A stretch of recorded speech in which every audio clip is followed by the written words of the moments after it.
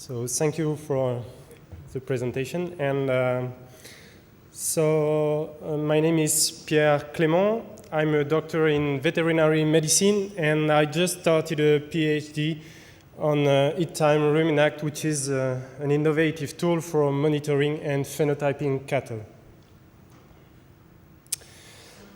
To introduce the subject, I will present you Creavia bovine activity. So my PhD is financed by a company named Creavia, and I work in Oniris, which is a veterinary school of Nantes in western France. So Creavia is a company located in center and western France, and it represents 25,000 member farmers. The bovine activity of this company can be divided into three main fields. The first field is reproduction techniques with AI and embryo transfer. The second field is bovine selection with selection programs in three dairy breeds and three beef breeds. And the third field is to propose reproduction solutions for breeders, like calving sensors, heat detection systems. We work with one named Eat-Time, and a global monitoring system called Eat-Time Ruminact. So this will be the topic of my presentation. One of the questions for this company is also to evaluate if the phenotypes measured by these monitoring tools could be useful in bovine selection. So first of all, I will present you the Eat-Time Ruminact system. In these systems, cows are equipped with a collar supporting a tag. The tag contains an activimeter that gives an activity value for each cow every 2 hours, and a microphone that gives rumination time also every 2 hours. Before or after milking, cows walk below an ID unit, and data are transmitted from the collar, from the tag, to the box, to a box located in the office, for example. The box contains cow history, like calving, AI, pregnancy test dates, and also algorithms for heat detection and algorithms for health disorders detection. So I will talk about two different tools today. The first one is Eat-Time. In Eat-Time, the tag contains only an activimeter, so the tool is dedicated to heat detection. And we will talk also about Eat-Time Ruminact, which is an upgrade of Eat-Time. In this system, the tag contains also a microphone, so the system is dedicated to heat detection, health disorders detection, and also nutrition monitoring. These tools have been developed by a company named SCR, and they are distributed in Europe by Milkline and sold in France by Creavia. So we have now more than 1,000 of farms equipped with Eat-Time in France. So that's why we work on these tools. The scientific issue about these tools is to evaluate the informative value of raw data and alarms. So first, in the first point, we will try to evaluate Eat-Time Ruminact performance for heat detection under field conditions. We will see a first study about Eat-Time Ruminact detection compared with usual detection methods in dairy cows, and a second study about the impact of Eat-Time Ruminact use on reproduction results in commercial dairy herds. In a second main point, we will try to evaluate the informative value of Eat-Time Ruminact rumination time. So in this first study, we had 43 Holstein cows with a mean milk yield of 9,000 kilos. Heat detection was done from calving until fecundation by visual inspection 3 times a day, or by Eat-Time Ruminact twice a day before milking. We have three different cases. The first case is a detection by Eat-Time Ruminact. The second case is a detection by visual inspection. That was done blindly, that is to say, without knowing the detection by heat time Ruminact. And the third case is the absence of detection. In case of detection, there was a progesterone dosage in milk in order to sort the detection as a true positive or a false positive. So we can calculate the total of detection by heat methods and also the total of heat detected, which is the sum of true positive by each method.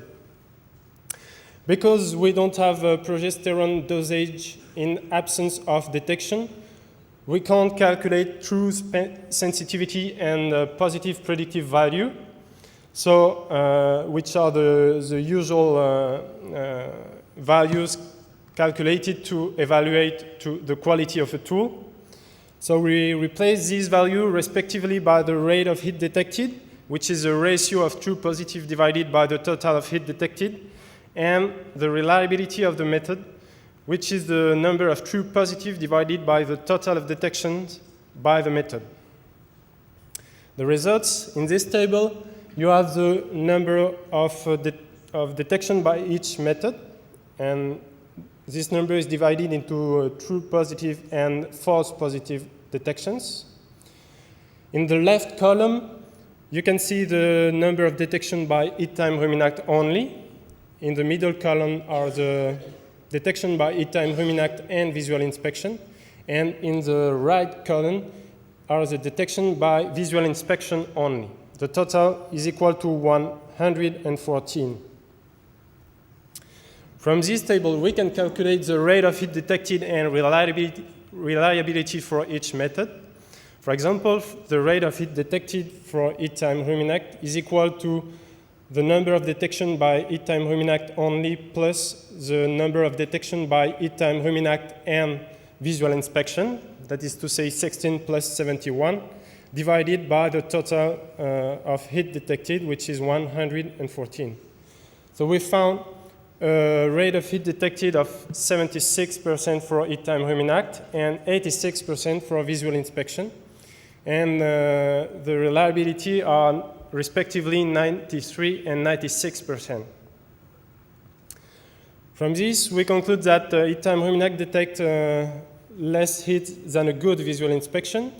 In another study by Allman and colleagues, they found that the sensitivity of farmers in this farm was only 57%.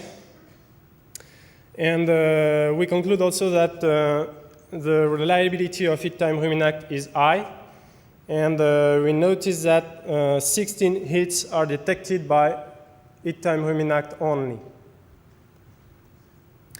So let's talk to the second study, which is about the impact of heat time Ruminact use on reproduction results in commercial dairy herds. In this study, we compared reproduction results of two herd groups, a first group of herds equipped with heat time and a second group not equipped with heat time. And we compared the reproduction results on two periods. The first period is called since heat time. It's a 1 year period in which one group is equipped with heat time and the other one is not equipped. And we compared with a 1 year period named before heat time, in which none of the herds are yet equipped with heat time. The statistical model is pretty classical, with factors of interest being the calving to first AI interval, the between AI interval, and the first AI pregnancy rate. The main difference between groups is the number of herds in each group. In the no heat time group, we have 1,510 herds, but only 46 herds in the heat time group. In this graphic, you have the calving to first AI interval in the no heat time group first. So it increased from 86 days to 90 days between the two periods of the study. By contrast, in the heat time group, it decreased from 93 to 90 days between the two periods of the study. For the between AI interval, it remains stable around 45 days in the no eat time group, but it decreased from 48 to 40 days in the eat time group. We also checked that there was no effect of eat time equipment on first AI pregnancy rate, and a quick calculation showed that the potential gain is of 16 days on calving interval. To conclude on eat time ruminact for heat detection, eat time ruminact detect heats that are not detected by visual inspection. The reliability of this method is high, and herds equipped with eat time improve their reproduction results. So we conclude that eat time ruminact can be used without risk for heat detection alone or as a complement to visual inspection. Now the second point is about the informative value of rumination time. In this study, we had 2 groups of 8 cows, which received different diets. In light green, you have a diet. You have the forage and concentrate ratio for each diet. So in light green, you have what we call a low risk of acidosis diet, and in dark green, you have the high risk of acidosis diet. And twice during the study, cows underwent 3 days of acidosis challenges. They are in orange in the graphic. So the graphic shows in the vertical axis mean rumination time for each group expressed in hour per day. And in the horizontal axis are the days since eat time ruminact equipment. We notice that the mean rumination time remains stable in each group outside the acidosis challenges, but we have a sharp drop in mean rumination time during the first day of acidosis challenges, mainly in the low risk of acidosis diet. If we calculate the mean rumination time for each cow on this 20-day period, we found that the minimum is equal to 4 hours, but the maximum for one cow is equal to 9.6 hours. So we have a big difference between mean rumination times per cow in this study. My conclusion on informative value of eat time ruminact rumination time. We noticed an important drop in mean rumination time during the first day of acidosis challenge. So this could be interesting for acidosis or subacute ruminal acidosis detection. And there is a high variability of rumination times between cows. So this could be interesting for genetic improvement. The question is, what could be the benefit to select animals on rumination time?